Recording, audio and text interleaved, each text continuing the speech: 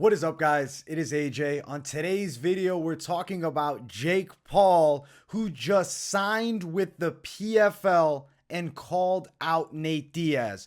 Now, this PFL signing is not just him fighting. It's actually him partnering up with PFL, doing some sort of pay-per-view super fight division where they're going to bring in major matchups and do the events on pay-per-view. And Jake Paul's big selling point is that they'll be allowed to get their own sponsors. They'll also get 50% of the revenue, this being kind of major along all combat sports, more similar to a boxing model, the fighters getting that much money. Granted, I know the pay-per-view that PFL did recently did not bring in great numbers. You know, it did 10,000 buys. I'm being sarcastic. It did a bit more than that, but not much. You bring in Jake Paul, I guess, as the face of it. And I know the goal will be to have Jake Paul as a fighter on the card. He's going to be doing mixed martial arts competition. As I said, he called out Nate Diaz and he wants that matchup. He's trying to really dip his hand in to mixed martial arts as a fighter advocate. That's going to be his whole goal with this PFL Super Fight Division. He talks about it changing the game and being the home for fighters. My biggest thing is the pay-per-view numbers will not do all that well unless there are some marquee names. You get Nate Diaz, Jake Paul in the pay-per-view, it's going to actually do some serious buys. You somehow coerce some big name from the UFC over, okay, we can get some sales. But if you're bringing me the best guys in PFL on pay-per-view matchups, even if it's some type of cross-division fight, this is a random one, but let's say Anthony Pettis and Brendan Loughnane, they cross paths and they want to make that as a main event. It's not going to do well on pay-per-view. So I'm concerned about this pay-per-view super fight division. We don't have details on how often it will be. As you guys know, if you follow PFL, and if you don't, well, here's it in the known for you. They do a regular season where the fighters have 2 fights each, where they can earn points to then be ranked in the playoff round. And then they obviously do the playoffs with a $1 million tournament final. That tournament final this past season was a pay-per-view event. It was a really enjoyable card. I watched it. I fight companioned it live on the channel, and I had a lot of fun. I'm actually a big fan of PFL, and I'm going to be covering PFL in full this year. So hearing that Jake Paul is now partnering with them, and it seems like big money is involved and the cards are going to get better and better, I'm pretty excited. Another thing to note, recently, what did Ariel Helwani say? He said he heard Bellator's on the market. This is a crazy conspiracy theory, and I don't know if this is true, but I have to mention this now. PFL seems to have a lot of money behind it.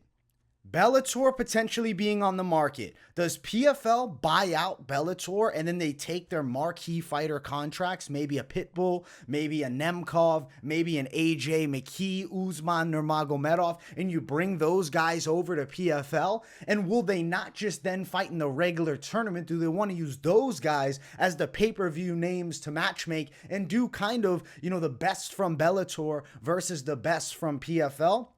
Granted, I don't think even as good as AJ McKee is, as good as Patricio Pitbull is, as good as Vadim Nemkov is, and plenty of other names at the top of Bellator, I don't think those are pay-per-view names. I feel like the mixed martial arts fans are not going to go out and buy that. The only person buying all these pay-per-views is probably going to be me, because I'll also have the intention of doing fight companions on the channel, so I got to make sure I got that A1 quality stream. But for the casuals, I think people will hunt for the stream in other ways, as plenty of you know. So I'm concerned that these pay-per-view numbers are not going to do all that well. So then if Jake Paul's on the card, that's where the big money's going to be at. He said 2024, it seems like he wants to do the actual mixed martial arts fight. And as I said, he called out Nate Diaz, not only called him out like, yeah, let's fight, he offers him a deal. It's a 2-fight deal that he's given him. It's 1 fight in boxing, followed by 6 months later, a fight in mixed martial arts. Now, in professional boxing, I'll be honest, I strongly favor the likes of Jake Paul at this point. He just beat Anderson Silva, who in my opinion, I hold in extremely high regard just over all combat sports, especially boxing too, because he's definitely a good boxer. Nate Diaz is smaller than Anderson.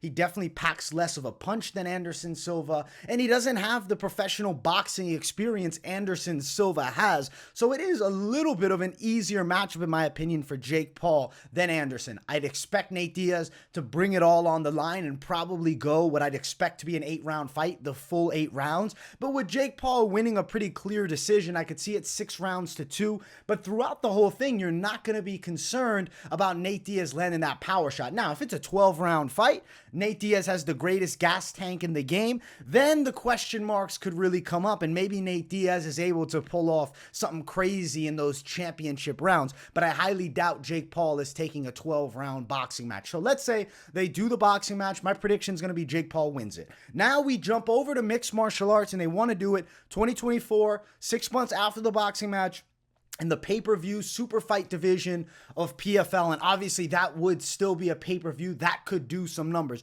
That is PFL's dream pay-per-view, Nate Diaz, Jake Paul. And I think it will sell pretty damn well. I'd expect it to. I mean, it would, at least it has to break 250,000 buys. I think it could go towards even 400K. I don't know if it breaks 500,000, maybe. Shit's crazy sometimes. Maybe people get hype on it. They all want to buy it. If the streams online are all down and people can't find it elsewhere, they'll be forced into buying it. They do a mixed martial arts contest. My questions are going to be, is it going to be 3 rounds? I'd expect Jake Paul to try to make it a 3-round fight.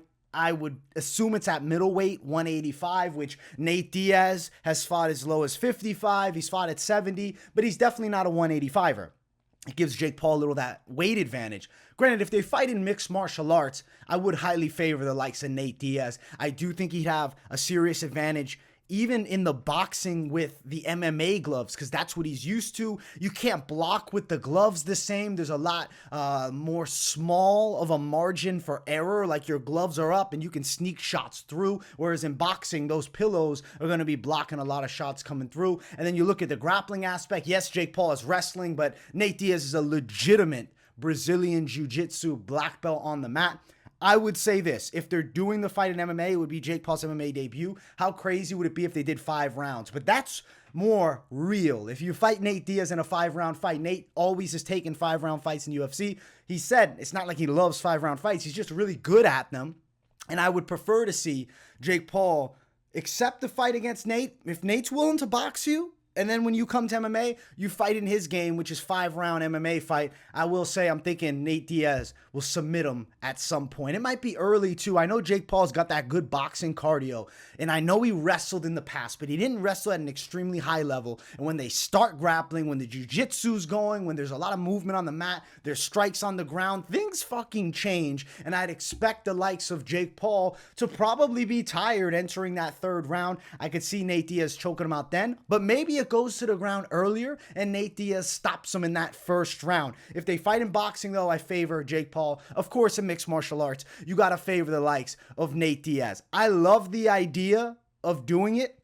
How likely is it to be accepted by Nate Diaz? I think that's definitely about how many zeros are at the end of that check. I think $1 million minimum would be Nate Diaz. And I feel like what PFL's trying to do, if they're actually serious about making this happen and really becoming the number 2 mixed martial arts organization in the world, or at the very least stateside, that's the matchup. Nate Diaz, Jake Paul. It would bring a lot of casual eyes in, and then you fill that main card pay-per-view slot with your talent, with fighters that you're really trying to build, and you definitely bring the A1 production. With PFL, you get great production value. You bring in the storylines, and you can, build some fans that have never seen PFL before. So I'm excited for the potential. I love the fact that Jake Paul is going to be getting these fighters some more money over in PFL. I think it's good for mixed martial arts. With Bellator looking like it might be hitting the grave, it's going to be nice to see PFL probably take that number 2 spot, and I'm excited to be covering it all. They'll have the regular season as usual, but they're adding in that pay-per-view Super Fights Division. But I think they'll premiere it in 2024 with Jake Paul at the top, because I don't think they have the marquee name. Also, something to note, Anthony Pettis called out Jake Paul. He said, listen, if Nate's not down, I'll take the fight. Of course, Anthony Pettis would love a chance to welcome Jake Paul into MMA. And with those kicking skills, I think Jake Paul would be in serious trouble on the feet with Showtime Pettis. Lots of exciting potential with this Jake Paul signing. signing. I think it's going to be good for the sport of mixed martial arts. And PFL is really looking like it's taking that #2 spot, and Bellator slowly slipping. And here on Hawani's show, the thing of it being on the market, I'm not surprised, because every Bellator event I'm watching, I'm like, this isn't giving me that oomph. The numbers are down, even on viewership of videos that I make breaking down the card. They're not crazy numbers. PFL's doing bigger numbers, getting more interaction. So it looks like that's going to be the #2 league very soon. Hope you guys enjoyed today's video. Make sure you smash that like button. If you're new to the channel, subscribe. Definitely let me know what you think of this whole Jake Paul situation in the comments. If you're happy that he signed with PFL, if you're excited to see him fight there, if you think Nate Diaz is actually down for the matchup, or do you hate it all and you never want to see Jake Paul near an MMA cage? I'm curious to hear what you guys got to say. Thank you all so much for watching, and I will see you all in the next one. Peace, guys.